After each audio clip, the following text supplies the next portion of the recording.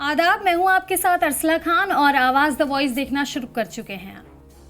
पश्चिम बंगाल की राजनीति इस वक्त बदलाव के दौर में है। तृणमूल कांग्रेस की पकड़ के बीच भारतीय जनता पार्टी तेजी से उभर रही है, जिससे पुराने वाम मोर्चे के गढ़ में नई सियासी कहानी लिखी जा रही है। इसी बदलते माहौल और वाम गढ़ में दक्षिण पंथ की यात्रा को समझने के लिए आज हम एक खास बातचीत करने जा रहे हैं। किससे? आवाज द वॉइस के ऑडियो वीडियो एडिटर और सीनियर जर्नलिस्ट और अब तो ऑथर भी हैं, जिन्होंने बंगाल में भाजपा किताब भी लिखी है। सबसे पहले मंजीत जी, वेलकम टू आवाज द वॉइस। कैसे हैं आप? Thank you very much. मैं अच्छा हूँ और आज सुबह से हम लोग नतीजों पर नज़र बनाए हुए थे। जी बिल्कुल। तो शुरुआत मंजीत जी इससे ही करेंगे। बंगाल में भाजपा कहाँ से कॉन्सेप्ट आया, कैसे कहाँ से शुरुआत हुई इसकी? देखिए, असल में नाम से लोगों को ऐसा लग सकता है कि किसी पार्टी के बारे में, ऐसा नहीं है। जब एक स्पेसिफिकेशन आ रहा है पॉलिटिकल, जब आप कमेंट्री करते हैं, जब लिखते हैं, तो ये इस नाम से ये नहीं समझना चाहिए कि मैं कोई नजूमी हूँ या ज्योतिषी हूँ या भविष्यवक्ता हूँ कि मैंने कोई भविष्यवाणी की है। ये नहीं है। ये दरअसल एक ऐसे राज्य में, ऐसे सूबे में एक पॉलिटिकल पार्टी और एक विचारधारा, क्योंकि सिर्फ पार्टी कहेंगे, भाजपा तो 1980 में बनी है, उससे पहले वो जनता पार्टी का हिस्सा थी, उससे पहले वो भारतीय जनसंघ थी, उससे पहले राष्ट्रीय स्वयंसेवक संघ ने किस तरह से आधार भूमि तैयार की उस सूबे में। तो ये एक पूरी यात्रा को दस्तावेजीकरण का, उसको डॉक्यूमेंटेशन का एक तरीका है। हाँ। का एक उसके बारे में लिखी गई किताब है। तो इस पूरी यात्रा में जो कि हमने लिखी है 1939 से शुरू होती है, जब हेडगेवार कोलकाता जाते हैं, मेडिकल के स्टूडेंट होते हैं, और अनुशीलन समिति, जिसमें जो कि भारत की आज़ादी के लिए लड़ने वाले क्रांतिकारियों का दल है, उसकी इंटरनल कमेटी में शामिल होते हैं। फिर गोलवलकर जाते हैं वहाँ पर। फिर एक आप देखेंगे कि अगर कहा जाए तो भारतीय जनता पार्टी का मायका है पश्चिम बंगाल, क्योंकि जो उसके संस्थापक हैं भारतीय जनसंघ के, श्यामा प्रसाद मुखर्जी, वो बंगाली थे और बंगाल से थे। और जो पहले लोकसभा चुनाव हुए देश में 1952 में, तो जो 3 सीटें भारतीय जनसंघ ने जीती, उसमें से 2 तो पश्चिम बंगाल से थी। तो इस तरह से कहा जाए तो पश्चिम बंगाल तो उस वैचारिक भावभूमि की, उस विचारधारा की, और जो दक्षिण पंथ है उसका मायका है। तो उसका जीतना एक लंबा अरसा बीत गया, 52 से लेकर 2026, लेकिन बनता तो था उसका वहाँ पर। अच्छा, जैसे मंजीत जी आपने बताया मायका है, लेकिन जिस तरीके से अब रुझान दिख रहे हैं तो वो खुद का घर लगने लगा है बीजेपी का।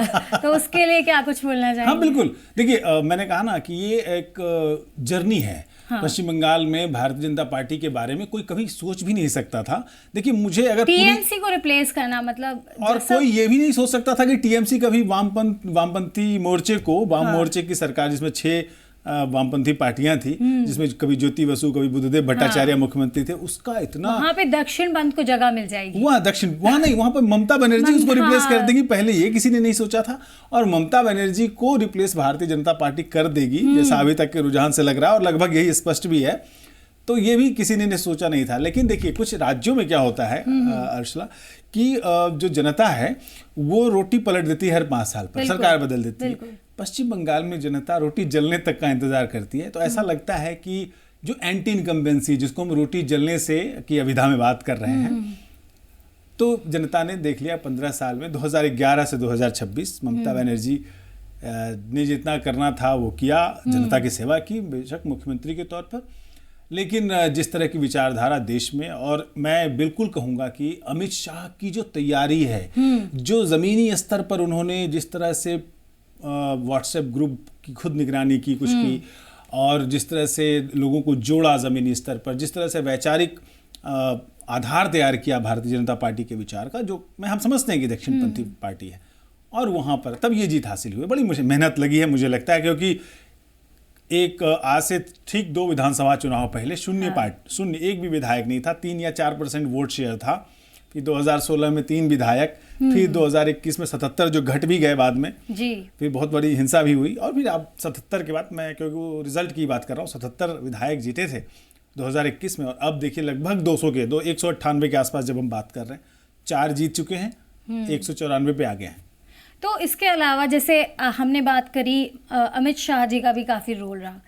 तो इसके अलावा क्या लगता है मंजीत जी, चुनाव प्रचार और जो ये रैलियां हैं उसका भी प्रभाव होता है? कैसे नहीं होता है? अगर कोई प्रचार न करे, हाँ। तो विज्ञापन न करे तो कोई अच्छे तो से प्रचार तो लगातार टीएमसी की तरफ से भी हो रहे थे। हाँ देखिए, मैं कह रहा हूँ कि अब वैचारिक भावभूमि की जब हम बात करते हैं ना, विचारधारा की बात, तो मैं थोड़ा सा क्यों ऐसा हुआ है उस पर थोड़ी सी एक हल्की सी बात करना चाहूँगा। 2021 में क्या हुआ कि जो नॉर्थ बंगाल है, जिसमें आप जो पहले कांग्रेस का गढ़ हुआ करता था, 6 आप लोकसभा सीटों की बात करें, मैं बताऊं आपको, जंगीपुर है जहां से प्रणब मुखर्जी जीतते थे, हाँ। मालदा उत्तर और मालदा दक्षिण है, एक जगह से मौसम नूर जीतती है, एक तरफ से अधीर चौधरी मुर्शिदाबाद से, तो ऐसे हैं, दीपा दासमुंशी जीतती हैं रायगंज से। तो ये जो 6 लोकसभा सीटें हैं जहाँ से कांग्रेस का जो गढ़ माना जाता था, जो सबसे वामपंथ के सबसे उभार के दिनों में भी कांग्रेस ने अपना गढ़ बचाए रखा था, वहां पर क्या हुआ कि 2021 में वहाँ की जो अल्पसंख्यक, जो देश की अल्पसंख्यक जनता है, जिसको मुस्लिम कहते हैं, उस वोट ने टैक्टिकल वोटिंग हराने के लिए भारतीय जनता पार्टी को वो वोट किया एक ध्रुवीकृत तरीके से, जिसको हम कहते हैं पोलराइज्ड मैनर में, एक मुश्त वोट किया तृणमूल के पक्ष में। तो जब आप पोलराइजेशन करेंगे तो उसका काउंटर पोलराइजेशन भी होगा। ये इस किताब में मैंने लिखा है। अच्छा। और जादवपुर यूनिवर्सिटी के एक बड़े प्रोफेसर से हमारी बात हुई, और नाम नहीं मैंने कोट किया उस किताब में, लेकिन उन्होंने ऐसा कहा था मुझसे कि जब आप पोलराइजेशन करेंगे तो उसका काउंटर पोलराइजेशन भी होगा। ये दोनों तरफ से सही है, ऐसा नहीं कि अगर एक वोट बैंक पोलराइज हो रहा है तो दूसरा नहीं होगा। हो सकता है एक चुनाव में न हो, अगले चुनाव में वो देखेगा कि अच्छा ऐसा हुआ तो ये काउंटर पोलराइजेशन इस बार हुआ है। मैं अमित शाह के बारे में कह चुका हूँ, और मोदी का जो करिश्मा है, मैं बता रहा हूँ, प्रधानमंत्री मोदी का एक चुनावी करिश्मा है, और वो करिश्मा लोगों के सर चढ़कर बोलता है। ज्योति बसु बहुत साल पहले जब मुख्यमंत्री थे, उन्होंने कहा था कि जिस दिन पश्चिम बंगाल में भारतीय जनता पार्टी 2 लोकसभा सीट जीत जाएगी, केंद्र में उसकी सरकार बनेगी। और आप देखिए 2014 एक ऐसा लोकसभा इलेक्शन है जिसमें पश्चिम बंगाल में 2 सीटें जीतती है भाजपा, और केंद्र में उसकी सरकार बनती है, और उसमें भारतीय जनता पार्टी को बहुमत भी हासिल होता है। तो ये बड़े जो स्टेट्समैन होते हैं, पॉलिटिकल लोग होते हैं, जिनको जमीन की बहुत समझ होती है, वो पकड़ लेते हैं इस बात को। और उन्होंने जिस तरह से कहा था, और देखिए 2014 के टाइम से ही, क्योंकि उससे पहले लोकसभा में 2014 से पहले जो लोकसभा हुआ था 2009 में, भारतीय जनता पार्टी को करीब करीब 6% वोट था। 2014 में 16-17% के आसपास, बीच में कुछ दशमलव है, वो वोट होता है। और फिर आप देखते हैं कि 2019 में एक बहुत बड़ी संख्या में 18 सीटें जीतती है, और उस सीटों के साथ वोटिंग परसेंट भी बहुत बढ़ता है। तो ये बेशक जो चुनाव प्रचार का जो चेहरा है भारतीय जनता पार्टी की तरफ से नरेंद्र मोदी, और जो रणनीतिकार हैं, मैं ये नहीं कहूँगा कि उसमें जो लोकल लीडर्स हैं उनकी मेहनत नहीं है, मैं ऐसा नहीं कह सकता, लेकिन सेलेबल फेस अभी भी भारतीय जनता पार्टी के पास बंगाल में तो नहीं है। ये इलेक्शन अगर किसी ने जीता है तो अमित शाह ने जीता है, और प्रधानमंत्री मोदी ने जीता है, मैं आपको लिख के दे सकता हूँ। तो जैसा मंजीत जी हम डिस्कस कर रहे हैं कि लगातार पीएम मोदी फेस वैल्यू है, हर जगह हम देख रहे हैं बीजेपी को कैसे वोट मिल रहे हैं, कैसे सत्ता में आ रही है। लेकिन टीएमसी की अगर बात करें, ममता बनर्जी की बात करें, तो उन्होंने भी लगातार सोशल मीडिया पे वो एक्टिव भी रही हैं। उनकी क्या ऐसी कमी रह गई इस बार जो वो रिप्लेस हो गई? कमी नहीं की ममता बनर्जी, ऐसा रुझानों में अभी दिख रहा है। हाँ ठीक है, वो लगभग नतीजों में भी तब्दील होगा भाई, लगभग, क्योंकि अब बहुत समय निकल चुका है रुझान में तब्दीली आने के हिसाब से। लेकिन ममता बनर्जी जो है बहुत जुझारू नेता है, आज से नहीं, जब एक टाइम ऐसा आया था जब वो कांग्रेस की लीडर थी, और जेपी की कार थी, एम्बेसडर कार, आप इंटरनेट पे ये तस्वीर खोज सकती हैं, उसके बोनेट पे चढ़ के उन्होंने विरोध प्रदर्शन किया था, क्योंकि जेपी जो है वो केंद्र की सरकार के खिलाफ बहुत बड़ा आंदोलन कर रहे थे। ये ऐसी चीज़ है। ममता बनर्जी जुझारू रही हैं, और इसी जुझारूपन के चलते उन्होंने अपनी अलग पार्टी बनाई, और तृणमूल कांग्रेस। और मैं कहता हूं कि उनका जो करिश्मा है, और महिलाओं तक जो उनकी पहुंच है, यहाँ सिर्फ महिलाओं तक नहीं है, लेकिन मैं महिलाओं का खास तौर पे इसलिए कहना चाहूँगा कि महिलाएं एक बहुत बड़ा वोटर रही हैं तृणमूल कांग्रेस का, ये बिल्कुल जिसको कहते हैं ब्लॉक में वोट करती रही हैं। और 3 जो कार्यकाल मिले ममता बनर्जी को, इसमें बेशक उन्होंने महिलाओं के लिए जो कल्याण कार्यक्रम चलाए, जो वेलफेयर कार्यक्रम है, रूपश्री है या कन्याश्री है, या जो नगद अनुदान है, आपका सरकार आपके द्वार, इसका बांग्ला जो है नाम आप समझ लें, तो इस तरह की जो योजनाएं रही हैं, इसने ममता बनर्जी को एक सॉलिड आधार बना के दिया। इस बार बेशक मुझे ऐसा लगता है कि कांग्रेस और जो वामपंथी पार्टियां, उसका जो वोट शेयर है पिछली बार के तुलना में थोड़ा स्लाइटली हल्का सा स्विंग, एक आध प्रतिशत का वो जरूर है। इसकी वजह से तृणमूल कांग्रेस के वोट में थोड़ी कमी आई है। दूसरा, कंसोलिडेशन हुआ है वोट का, जो बीजेपी और जिस आधार को, जिस बेस को पाना चाह रही थी वो हुआ है। एंटी जो कहते हैं पोलराइजेशन, जो कहते हैं काउंटर पोलराइजेशन, वो हुआ है। और यही वजह है कि भारतीय जनता पार्टी की बड़ी जीत हुई है। और एक सबसे बड़ी वजह होती है कि जब आप 15-20 साल जब चलाते हैं कोई सरकार, तो कुछ लोग आपसे नाराज भी होते हैं, जिसको हम सत्ता विरोधी रुझान कहते हैं, एंटी इनकम्बेंसी कहते हैं। वो एक बड़ा फैक्टर रहा होगा बेशक।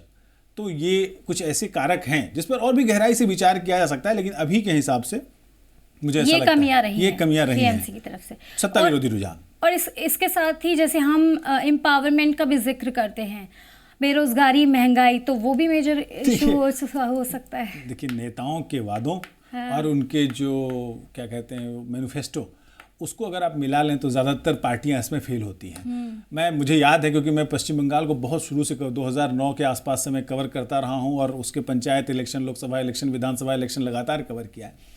ममता बनर्जी ने कहा कि हम लंदन बना देंगे कलकत्ता को, उन्होंने कहा कि हम दार्जिलिंग को स्विट्जरलैंड बना देंगे। वो अगर कोई उसको क्रॉस चेक करना चाहे तो बहुत अच्छे नतीजे नहीं दिखेंगे। अगर उन्होंने माँ माटी मानुष की बात की, मैं आपको बताऊं, कई कम लोगों ने ऐसा रिपोर्ट किया। बंगाल में किसान आत्महत्या कर रहे हैं, तो मानुष माटी वाली बात तो खत्म हो गई। आप जो महिलाओं के विरुद्ध अपराध होते हैं, अगर आप अपराध अन्वेषण ब्यूरो जो होता है ना, CPCB, उसके आंकड़े अगर आप देखें क्राइम ब्यूरो के, तो आपको देखेंगे बंगाल जो है टॉप 3 स्टेट्स में जगह बनाता है महिलाओं के खिलाफ अपराध में। आपने बहुत सारे ऐसे देखे होंगे जिसमें बलात्कार हुए हैं महिलाओं के, बड़े काफी सारी खबरें, बहुत सारी खबरें आई हैं। सोशल मीडिया सुबलपुर एक जगह है शांति निकेतन के बगल में, वहां पर एक लड़की का सिर्फ इसलिए पूरे गांव ने बलात्कार किया था क्योंकि उसने एक समुदाय से बाहर शादी कर ली थी। तो ऐसे बहुत सारी घटनाएं हुई जिससे मुद्दा बना करके ममता बनर्जी सत्ता में आई, लेकिन बाद में उस पर उन्होंने कोई कार्रवाई नहीं की। तो ये सब जो है ना, छवियां धीरे धीरे कमजोर होती हैं, और हर बार आप व्हील चेयर का या सर माथा फटने का ऐसा सहारा नहीं ले सकते। तो सत्ता विरोधी रुझान जो है ना, ऐसी चीज़ों से धीरे धीरे छवियां जो है दरकती हैं, और उसकी वजह से, और मैं कहूँगा कि विचारधारा के रूप में जाहिर है दक्षिण पंथ ने अपनी बहुत अच्छी पहुंच वहाँ बनाई है, और हाल में जो अंतर्राष्ट्रीय घटनाएं हुई हैं उसने भी ज़रूर असर डाला होगा।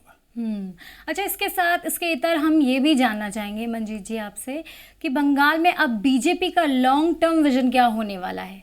क्या सोशल मीडिया से क्या कुछ ऐसे पता चलता है? और कई सारी स्कीम्स भी हम देखते रहते हैं, कभी कहीं देखिए, मुझे ऐसा लगता है कि जो सोशल मीडिया है उस पर नज़र मत डालिए, क्योंकि सोशल मीडिया के लोग जो है कौवा का कान लेके उड़ने वाले होते हैं कि ये नहीं देखे, अपना कान नहीं चेक करते, पहले कौवे को देखने लगते हैं। ये भी आपने बुक में मेंशन किया है। नहीं, लेकिन भारतीय जनता पार्टी की असली शक्ति जो है, ताकत है, उसकी सोशल मीडिया कैंपेनिंग है।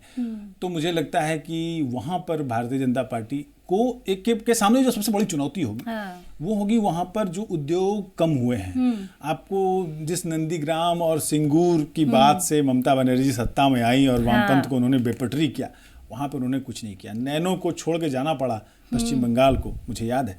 तो वैसे अब उसके काउंटर में भारतीय जनता पार्टी को उद्योगीकरण करना होगा। देश पश्चिम बंगाल जो है पर कैपिटा इनकम में काफ़ी नीचे, टॉप 10 स्टेट्स में तो नहीं है, तो उसमें लाना पड़ेगा, क्योंकि जिस तरह से जनसंख्या बड़ी है, घनी है, खेती धान उत्पादन में भले ही वो टॉप 5 स्टेट्स में आता हो, लेकिन प्रोडक्टिविटी बहुत कम हो गई है। तो और पश्चिम बंगाल में अगर मछली वाले प्रदेश में अगर आंध्रा की मछली आकर के बिक रही है, तो ये तो अच्छी बात नहीं। जितना खपत है उतना प्रोडक्शन होना चाहिए। तो ये सब ऐसी चीज़ें हैं जिसको आप कह सकते हैं एग्रीकल्चर और इंडस्ट्री, इस पर भारतीय जनता पार्टी को जोर देना पड़ेगा, देना चाहिए, और तभी आप इस सत्ता को बनाए रख सकते हैं। अभी तो फिर वो रामनवमी और ये और तमाम चीज़ों जो है बाहरी चीज़ें, उस पर ध्यान दे करके कुछ भावनात्मक मुद्दे उभार करके आप सत्ता में आए हैं। और बेशक विज़न जो डॉक्यूमेंट में जो बातें हैं, रोज़गार, इंडस्ट्री, एग्रीकल्चर, सिंचाई, ये सब चीज़ों पे ध्यान देना होगा, और ख़ास तौर पर महिला सुरक्षा, क्योंकि संदेश खाली एक बड़ा मुद्दा रहा है जो पिछली बार लोकसभा में तो शायद नहीं हो पाया एम्पलीफाई, लेकिन इस बार आपने ध्यान दिया होगा कि जो आरजीकर मेडिकल कॉलेज में जो बच्ची हुई थी जिसके साथ बुरा हुआ, उसकी माँ को टिकट दिया था। तो आप सिर्फ टिकट देकर सांकेतिक रूप से ये काम न करें, आपको इस दिशा में, महिला सुरक्षा की दिशा में, पश्चिम बंगाल जो कि सुरक्षित माना जाता था एक तरह से पहले, लेकिन वो क्राइम में काफ़ी, जो महिलाओं के खिलाफ जो अपराध होते हैं उसमें काफ़ी ऊंचा ग्राफ है, तो उस पर भी लगाम लगानी होगी। अच्छा, एक सवाल बार बार मेरे जहन में आ रहा है मंजीत जी कि दक्षिण पंथ की यात्रा को इतनी देरी क्यों हो गई वाम पंथ के गढ़ में अपनी जगह बनाने के लिए? मतलब ये सब कुछ आज़ादी के बाद भी तो हम देख सकते थे। हाँ, ये सवाल मुझे लगता था कि पहले आएगा। हाँ, देखिए, जब देश आज़ाद हुआ ना जी, तो उस समय हमारे साथ आज़ादी के साथ साथ बंटवारा भी आया, तो ऐसा लगा, दक्षिण पंथ के जो पहरुए थे उनको ऐसा लगा कि ये सही वक्त है हाँ। जब पश्चिम बंगाल में राष्ट्रवाद को आगे बढ़ाया जाए। तो एक तो भाषा आड़े आई कि जैसे अगर मैं सिर्फ सीधे कहूँ कि आरएसएस जो है वो देश में हिंदी को तरजीह देती है, हिंदी जो है बोलचाल और संपर्क की भाषा में उसको प्रमुखता देती है, लेकिन पश्चिम बंगाल के लोगों को भाषा से बहुत प्रेम है, अपनी बांग्ला से। तो ये अब देखिए ना कि बांग्ला की वजह से बांग्लादेश अलग हो गया, पूर्वी पाकिस्तान जो था वो बांग्लादेश अलग हो गया, भाषा के नाम पे हुआ। बाद में जो हुआ उसको हम जाने देते हैं, लेकिन भाषा के नाम पे बांग्लादेश अलग हुआ। तो भाषा से बहुत प्रेम है।